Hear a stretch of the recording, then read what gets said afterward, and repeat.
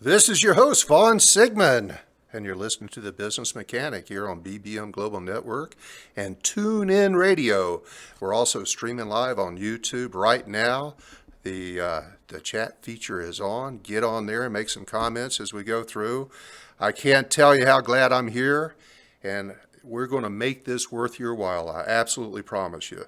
Now, this is going to be the first of many shows, and I am absolutely thrilled to have the opportunity. This is a lifelong dream fulfilled, my friends. I've been a fan of talk radio forever. I mean, I spent a lot of years in cars, driving around, listening to talk radio, and I mean literally years. See, my career was in retail, and what I did for decades was travel from store to store, city to city, location to location, all day, every day. And many of those weeks were 6 or 7 days per week. So I had lots of time in cars. And my companion, my conversation buddy during all those miles was the talk radio host on whatever AM station I could get. And I tell you, I got quite an education for those great hosts. They helped me stay informed and form a lot of opinions. So let me talk a little bit about this show and what it's all about. We're going to be discussing leadership, management, people, and all the things associated with those subjects. But first, you probably ought to know why I'm even qualified to have a forum like this to talk as an authority on leadership and management. So I thought maybe I'd share a little about my background, my business career. Let's get started there. So I'm one of those lucky people that fell into the career, and one that I loved at the tender age of 16. And I just ended up going with it. And somehow I bamboozled enough people at the top that I was made a manager at 20 years old. And even more shocking, at 22, I was a district manager for one of the largest chains of women's clothing stores in America. Yeah, I bloomed pretty early, but I was working hard and I was good at what I was doing. And what I was doing was turning around stores and making the people that worked there a lot happier than before I'd arrived. And I didn't realize it at the time, but I do now. My people skills at that point were starting to develop. And yep, I tried college, but I was not a great student. And in fact, I'd already found what I wanted to do, so that's what I went and did. And Western Carolina University was not going to give me what I needed. So I dropped out and I became a manager. Today I joke, but it's really true. I got a street MBA in all those years out there managing businesses, and it's really paid off in a very big way for me. So back to my career, I moved up the chain of command, and at 25, I was a regional manager with over 50 stores under my responsibility. And I don't know what the hell G.H. Bass was thinking, but man, I thank him for putting me in that position. As my career advanced, I'm going to fast forward here. The years passed, I ended up in the auto industry, and I was working for the great company CarMax, and I was a regional vice president, general manager here in Los Angeles. They sent me out here in the early 2000s from Florida to scale the chain out here on the West Coast. And by the way, the car business, well, that's going to come into many of our topics as we go moving along in future shows. So back to CarMax, I was lucky enough to assemble the team that grew the region out here into the largest volume used car group in America. And 3 years ago, CarMax was so good to me, I was able to retire early. And now I have the opportunity to pursue my passion, which I have a lot of. You'll find that as you continue listening to these shows. And it's a passion that I've been honing since the 10th grade. And that is teaching others on the skills and the best practices of leading people and creating great management processes. See, what I learned and I taught for a very long time is that the two things, leading and managing, though they're very different, of course, are very intertwined. There's a time to lead and a time to manage, my friends. And knowing the time to take off one hat and put on the other is key to any executive or manager's success. Now, like most managers, I was not formally trained to be a leader, not early in my career. I had to teach myself. In fact, I can still remember when the realization occurred there were two important pieces to being a successful boss. I had to manage expectations being placed on me by the company. Things like processes being followed, policies, directives. Yeah, I had to make sure that my teams executed on a very high level, and make sure everything that could be done to run a successful business was being done, with the number one thing always being driving sales. But I learned a valuable lesson early on, just because, and this is a lesson everybody needs to learn early in their career. Some people never realize it, but just because you're the boss does not make you a leader. Just because they had to do what I asked my employees to do, that did not mean they wanted to do it. See, I learned that respect had to be earned. Leadership had to be developed and deployed in a way that got the most out of my people, the ones that I'd surrounded myself with. And to be successful, as my drive motivated me to be, that meant I had to be a great leader.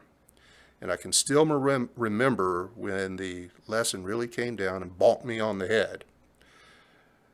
I refer back to two great mentors I had early in my career, and their names are Ted Boswell and Larry Painter. And they're still really good friends of mine today. They meant a lot to me. They laid a great foundation for me to be successful in business. I'm going to tell you a quick story about this whole lesson bonking me on the head. I was having a regional and a divisional visit with Ted and Larry, and it had not gone very well. It was early in my career. And Ted and Larry had me up in the front of a store, and I was being reprimanded. And I was really frustrated because things were not as good as they should have been. And you see, I'm a lifelong pleaser, and I wanted to impress these two men more than anything. And I had personally worked my butt off to be ready for this store visit, which in retail is a big thing. When the divisional manager and the regional manager comes to see you, that's ginormous. So anyway, Ted and Larry, they're giving me some coaching.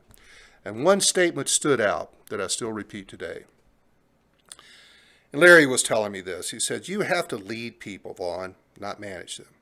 You can't do it all. You have to build a team that does it, but they have to want to do it. They have to want to do it well in order to please you, to impress you, to make you look good, and be proud of them. You got to lead them in a way that if you died tomorrow, which is kind of brutal, but it's true, if you died tomorrow, nothing would change. They cannot be dependent on you to do a good job. You've got to lead and motivate them to be successful without you. You have to be going around doing what you do all day long, thinking about what am I doing, and look around, and who else could I train to be doing this? That development is key. In the end, you got to make yourself dispensable to your team. And when you achieve that, Larry tells me, you've done an amazing job and your people are going to love you for it. Now, here it comes. Here comes a statement that I've repeated 1,000 times or more. And Larry taught me, no matter what business you're in the people business. Now, we're going to break off and take a little commercial interlude here. And when we come back, we're going to talk about the topic of the day, why employees don't do what they're supposed to do, and especially, why do you think those millennials don't do what they're supposed to do? When we come back, we're going to cover it all. Welcome back. This is your host, Vaughn Sigmund, and you're listening to the Business Mechanic Show here on BBM Global Network and TuneIn Radio. We're also streaming live on YouTube under the Business Mechanic, Vaughn Sigmund, the Business Mechanic. Join me on there. So today we are discussing why employees don't do what they're supposed to do, and especially those millennials. And I'm going to finish up the story I was telling, then we're going to get into those reasons why employees don't do what they're supposed to do. I know you're dying to hear this. So back to what Larry told me about no matter what business you're in the people business. And I knew right then in my career I needed to start studying leadership, and I did. And I went out and I started buying books and taking classes, and I learned a lot. And then I, more importantly, started applying what I learned. Because as I got better at deliberately practicing every day the steps and the approaches I was learning, damn if I didn't start getting results. And in turn, those results, they got me noticed. However, another key point of leadership I'd learned in all my studies is I always went out of my way to make sure that I personally did not take credit for any of the results, because it was not me getting those results, it was my team. All I did, all my job was to excite them enough to do it as well as they could. And I learned focusing on the people, taking great care of them, building trust, developing them, making good professional communications with them, being empathetic, fair, use good common sense to do the right thing for them. Well, by taking care of them, they're going to take care of the customers. And in the end, everything else is going to take care of itself, which that really sounds simple, and it's really not. But that's what I'm here to help you with, is you can do it. Anybody can do it. You're just going to have to apply some of the lessons we're going to be talking about. Now, I coach and train business owners, executives, managers to be effective high-impact managers. I help build strategic plans and get to working on their business in less time working in their business. And if you're interested, please visit my website, thesigmund.com. While you're there, sign up for my weekly newsletter. You might see some programs there that you'd be interested in, and some even better stuff I'll be offering in the future, including my book. My first book's going to be coming out. You can come on Facebook and join Von Sigmund, the Business Mechanic, or Twitter. Follow me there, man. I'd love for you to be following me there at VC Sigmund. Share my tweets, follow me. That'd be quite an honor. So let's get back to why employees, especially those dang millennials, don't do what they're supposed to do. Listen, I know how it works out there. Here is the common scenario. A business has a great employee, and that employee works really hard, and they're good at their job. They come to work on time, and when they're at work, they're the example the boss wants everyone to follow. I've seen it happen 1,000 times. The best person in accounting, shipping, sales, that person gets promoted to manager. And now they have a new title, they get a raise, they get a bunch of new responsibilities, and they get trained on most of those responsibilities, but rarely all of them. And the one most commonly that gets left out, how to lead people. How to manage, how to lead, very different. The boss teaches them how to and what to manage. They just don't teach them how to be a great leader. And why is that? Well, my best response is, the boss was never taught to lead either. So the boss just does what the boss knows to do, and that is to teach tactical or job responsibilities mostly. However, the most important responsibility is the people part. How to lead, how to motivate, how to encourage, how to develop, communicate, plan, collaborate, and so on. Let me put it to you this way. That machine out on the shop floor, that merchandise on the shelves, well, that's commonly considered the most important, if not the only asset within the organization. That is so wrong. You see, my opinion and how I've built my career in business is your people, your employees, your associates, whatever you call them, they're the single most important asset. Yet we rarely train our supervisors, managers, executives on how to maintain and get the most out of those assets. And let me share some byproducts of not doing that. So let me ask you, why do you think when you ask them to do something, and when you come back, it ain't done, or it's not done right, or it's not anything like what you wanted, or more shockingly, you come out and they've gone home without finishing it, or they did it the wrong way, and on and on. Managers complain about this constantly. It's stressful. All the whining and moaning and griping, it's so time-consuming. And you know what else it is? It's very expensive. And how is it expensive? Well, it creates low productivity, poor quality, missed deadlines. Very often you have to pay to have the thing done over, so you're paying to have something done twice. So now, who else besides the boss gets frustrated? Well, shockingly, the employees. And because they get so frustrated, that creates a drain on profits because it creates higher turnover. It creates disengagement. In fact, surveys are telling us today that 70% of all employees in America, they don't really like their job. They're just there to get a paycheck. 50% leave because of their boss. Hell, 25%, this is in a recent survey I just saw, 25% cry after their annual performance review. Cry. And what the hell? But part of that was shocking to me because most of those people crying after performance review, men. And it's all from poor communication. It creates gossiping, erosion of leadership, a great deal of disrespect on both sides. At some point, employees just stop caring and they give up on taking any kind of initiative. And they just sit around and wait on the boss to tell them what to do, or they only do what they're told to do. Passive aggression sets in and that screws things up, or they slow roll you just to get at you. So now I know you're dying. When we come back from break, we're going to talk about why employees don't do what they're supposed to do, including the millennials, which is a huge frustration to a lot of employers out there.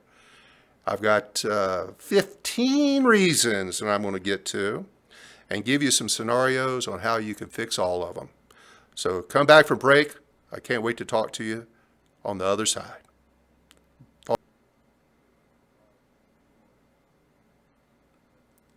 Welcome back, my friends. This is your host, Vaughn Sigmund, and you're listening to the Business Mechanic Show here on BBM Global Network and TuneIn Radio.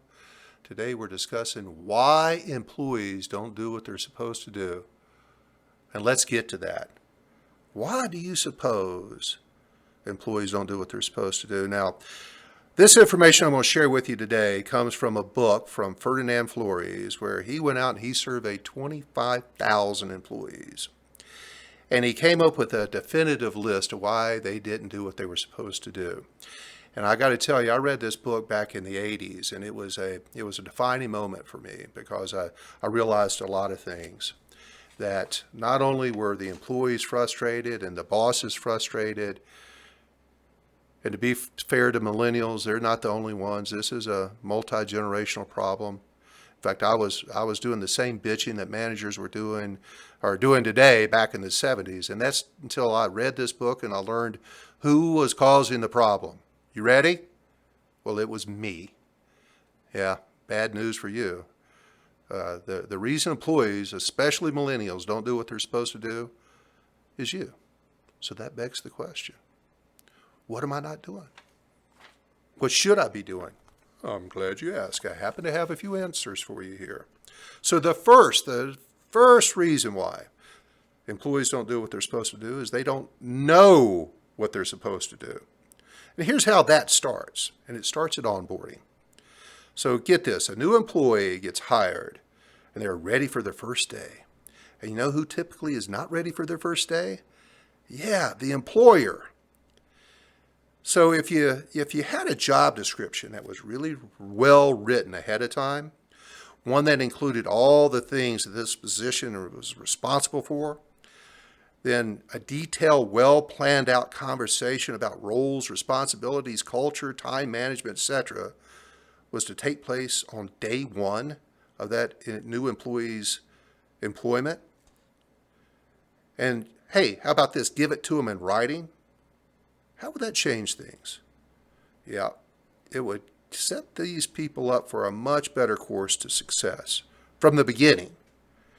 Now, somebody's out there asking, well, how do I get back and fix this whole thing with my current employees? Well, first, we're going to go back to that job description. I got to tell you, you've got to have job descriptions, and you've got to have one for each position. Here's the key to your existing roles, your existing employees. Don't forget, do not leave out the employees in designing these job descriptions. That in itself is huge. It's a gigantic mistake that most managers that they make in becoming leaders. The lesson is you got to get the employees involved in many of the things that you're doing. So the solution to getting your existing employees bought in and understanding what and they know what they're supposed to do is schedule a meeting and have all your employees come in, sit down, and have them list their roles and responsibilities as they see them. And then put up a bunch of charts around the room and have the team take what they've been listing and add that to all the charts. And once everybody's got their things posted up on the charts, have the team discuss the items on each individual chart. And everybody agree to the roles and responsibilities of each member. Put all that in writing. Have them sign it maybe, but for sure have them all read it over. Drop that in their employee file. And sit back and watch the improvements begin.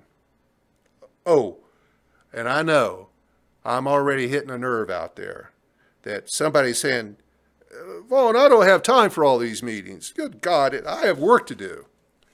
Listen, you have got to make time for these meetings. It's a huge investment. You got to stop it saying that. You have time. You just got to make the time. And you've got to consider it an investment in your time. This is going to save you a ton of time and money in the long run if you continue to have meetings and collaborate with your employees. Now, the best thing you're going to do is you're going to come back in a couple weeks and you're going to meet with your team again and make sure there's no edits. No edits to the roles and responsibilities. That's keeping them engaged in the process. And let me tell you, they're going to respect the hell out of you for doing that. So moving on to the next one. They don't know how to do it. You know what the most common response when a manager asks an employee, do you know how to do this? The employee, oh yeah. They give them a nod, you betcha, I know how to do this, whatever. No matter whether they do or they don't, they never want to embarrass themselves.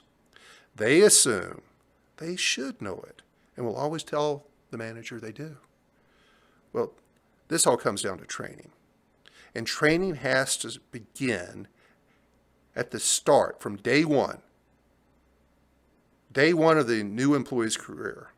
What has to be trained? You got to understand from their job description what has to be trained.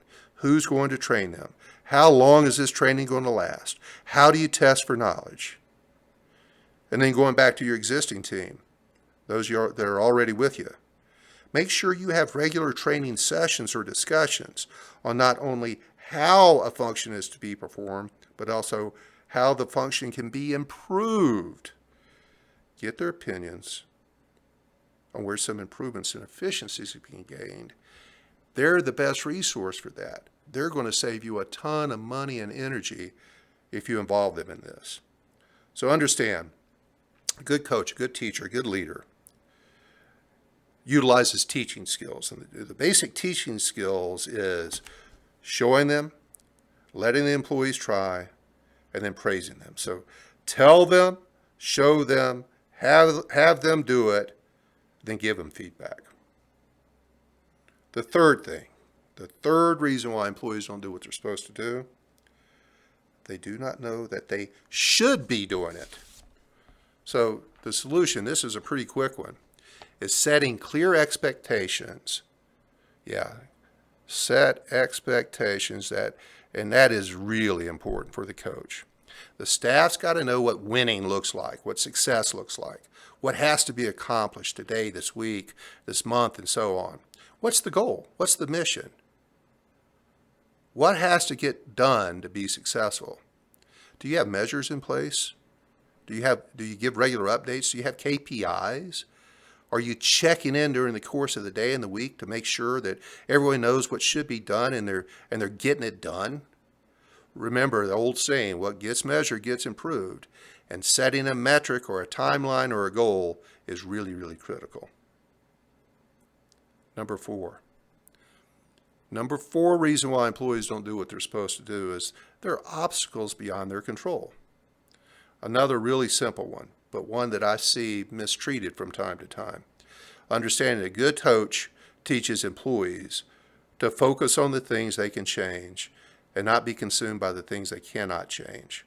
So if they don't have the tools and materials or the products to meet expectations, you got to give them a break. What are they supposed to do? They can't control that. So we're going to continue covering some more of these great reasons why employees don't do what they're supposed to do. We're going to come back and talk about the fifth one. And that is they do not think what you're asking them to do is going to work. This is one of the more common ones and one that we're going to get into a little more discussion on.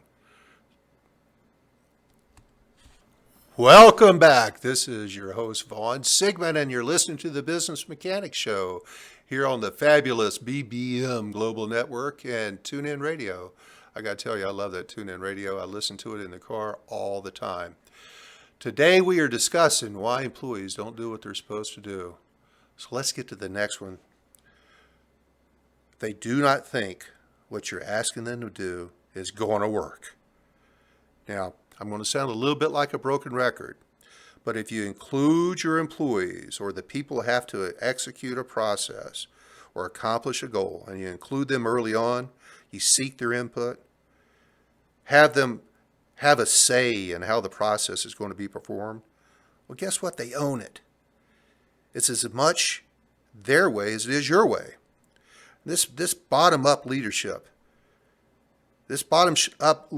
works like a charm, like you would not believe.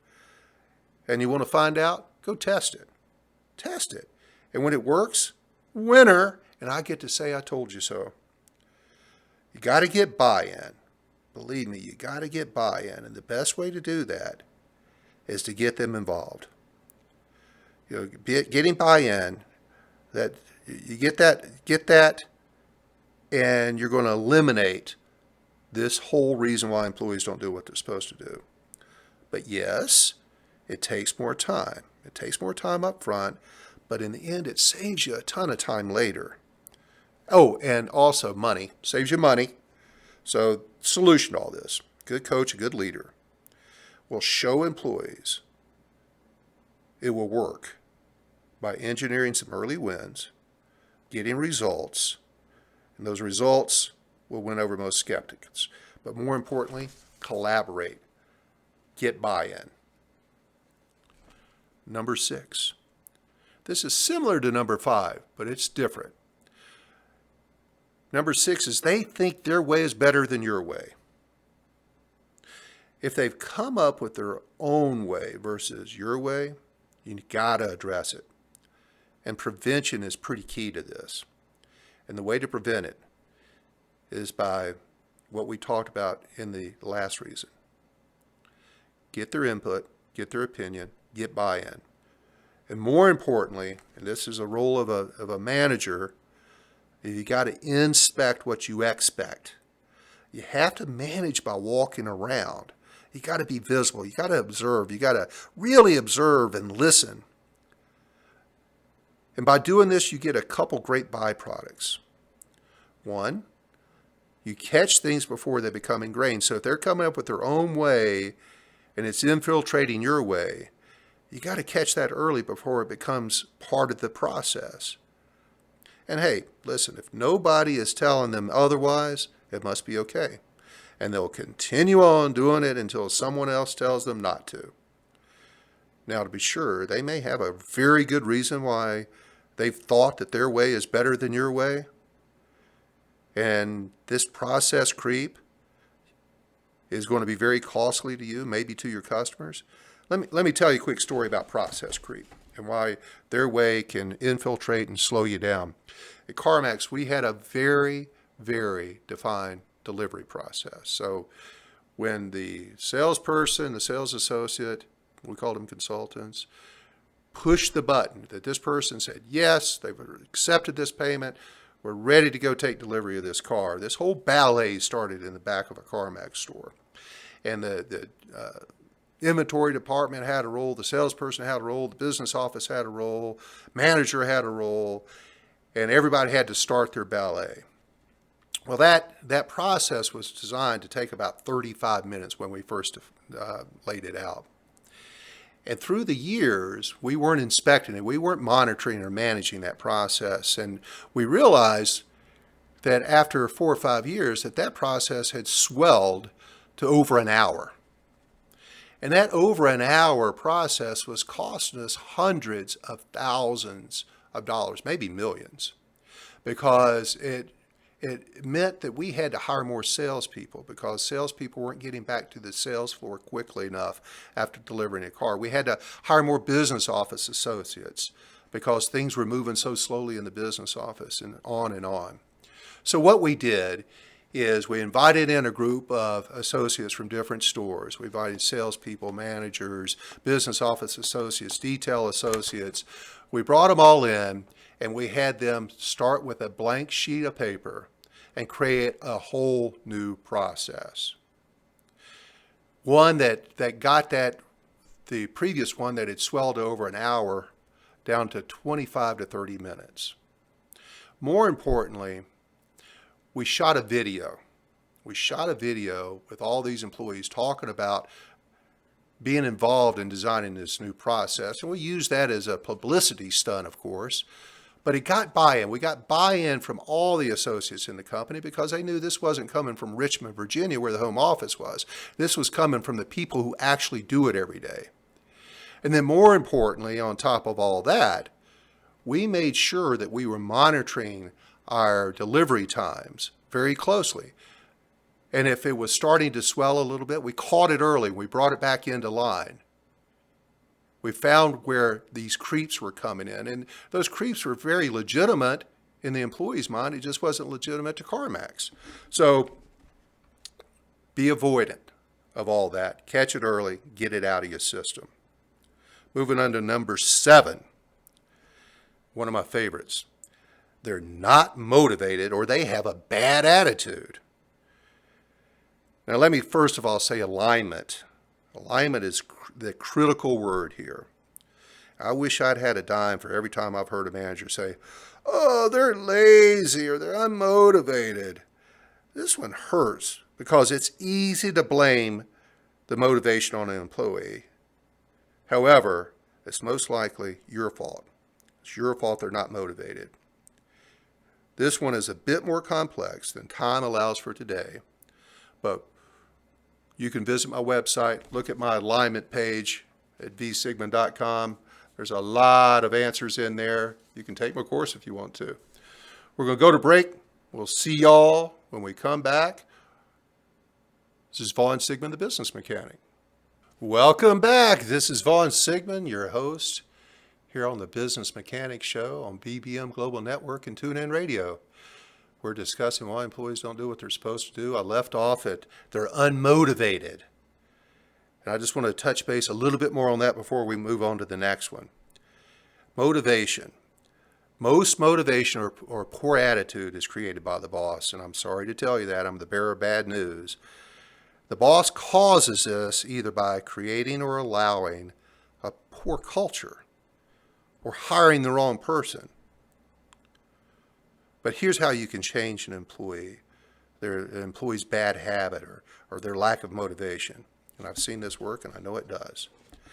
You got to tap into every employee's values for why they're working there. Show them how important their job is and how it's not only the company that's successful when they're successful, they're successful.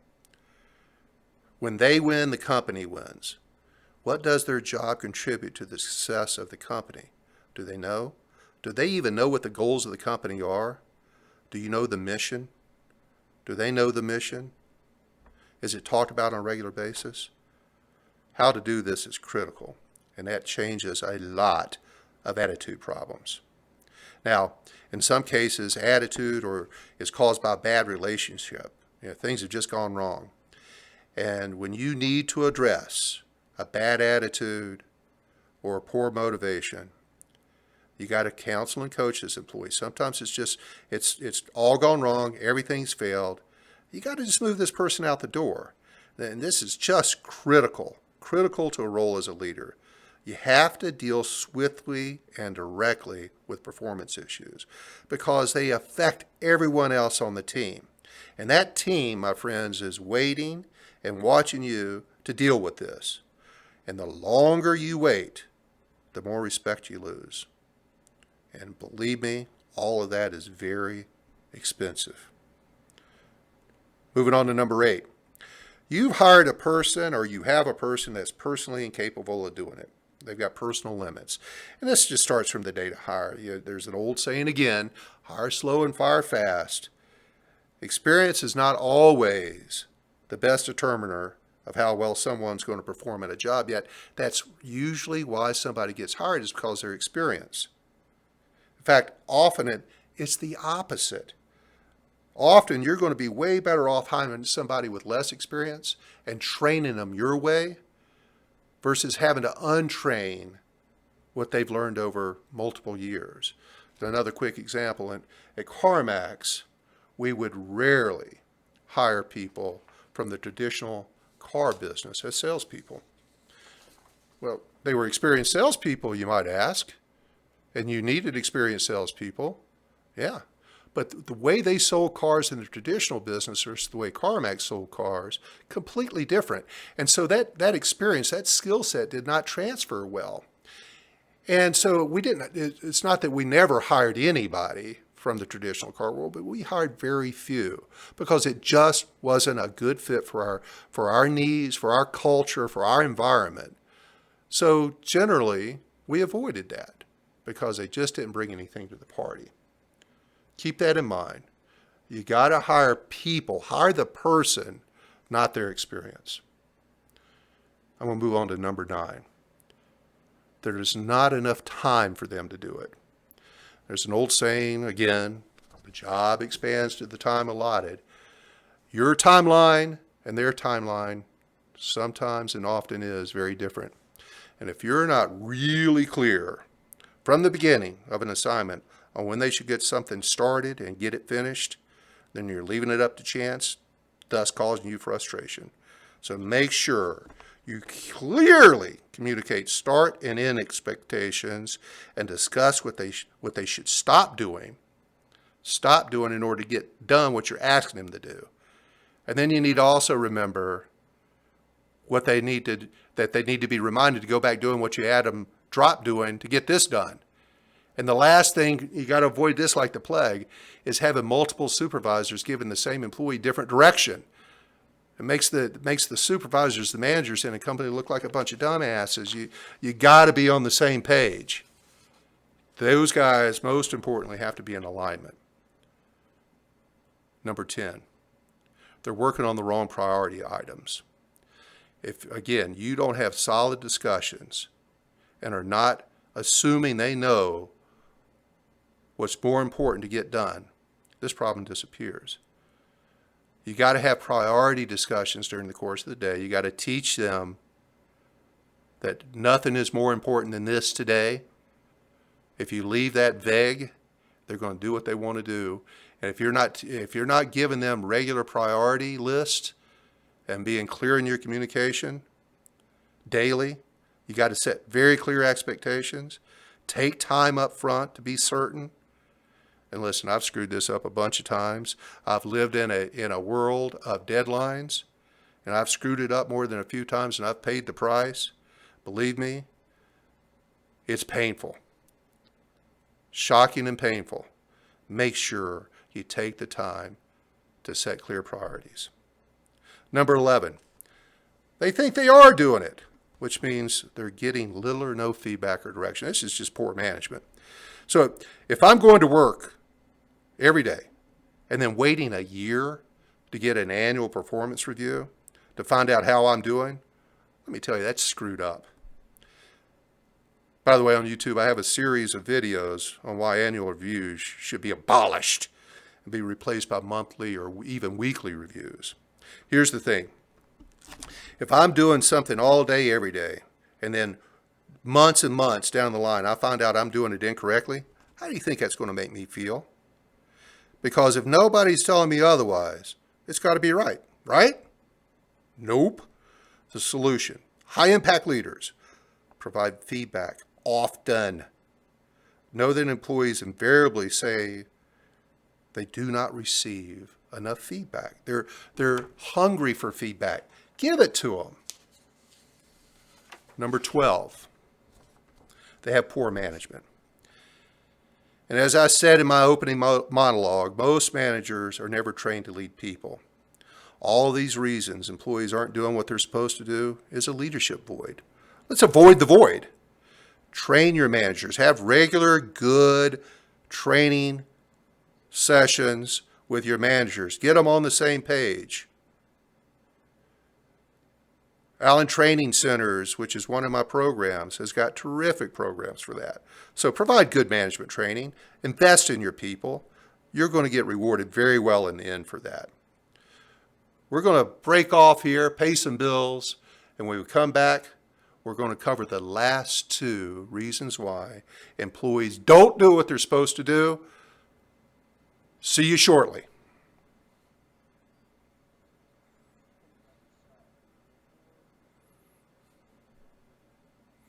Welcome back. This is Vaughn Sigmund, and you're listening to the Business Mechanics Show here on BBM Global Network and TuneIn Radio. We're going to finish up our discussion on why employees don't do what they're supposed to do by going to number 13 here on the list, which is they're rewarded for doing a poor job. Now, what the hell do you mean, Vaughn? So go back and think about those annual reviews I mentioned earlier, and here's what is so common in the workplace. And in fact, according to a recent survey, 70% of the managers, and I think it was like 2,500 managers they surveyed, they reported that they avoided having difficult conversations out of fear. Fear now can be an acronym, which is false expectations appearing real. And the short of the long of this is annual review time comes around, they wimp out, they soft pedal the feedback. This employee gets an overinflated sense of how well they're performing. And the worst part of all this is they end up getting the same raise as the better performer. And that is so unfair.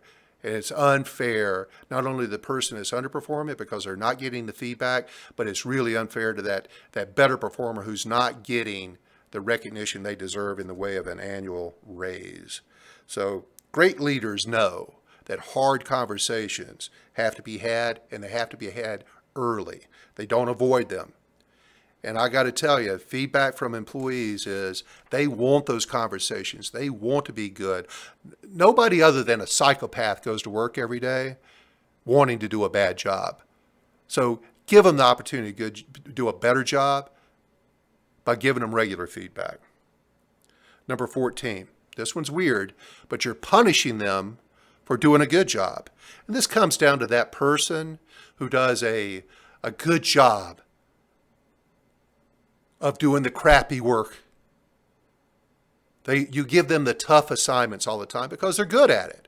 And that person who avoids it or is not very good at it, they sit back and they celebrate in their mind, oh, I got out of it again. And guess what else too? That person that is always willing to come in on their day off or stay late or go the extra mile, guess who gets asked to do that all the time? While the slackers are allowed not to. That really can breed some discontent. That erodes the morale of the good people you have working for you. So the most common part of all of this is your top performers end up getting pissed because you, the manager, are not doing anything about this person that's performing poorly. You got to deal with them. And you should have dealt with them months ago. Sometimes you have to play catch up. The last one, they have personal problems. Listen, there's not much control you can have over this, but if you're out there walking around and you have great conversations, relationships with people, you could detect when they're having personal problems. And it is 100% impossible for anybody not to bring their personal problems to work. And you've got to avoid, as the manager, allowing their problems to become your problems. When you see it, sit down with them, lend an ear, have a discussion, offer them some accommodations if you need to, FMLA. Don't ever offer advice, avoid that. Have a professional conversation with them. But if you need to deal with it, deal with it. Make sure their problems don't become your problems. Now, I'm going to sum all this up real quick. The reasons why employees don't do what they're supposed to do. They don't know what they're supposed to do. They don't know how to do it. They don't know that they should be doing it. There are obstacles beyond their control. They're thinking your way isn't going to work. They think their way's better.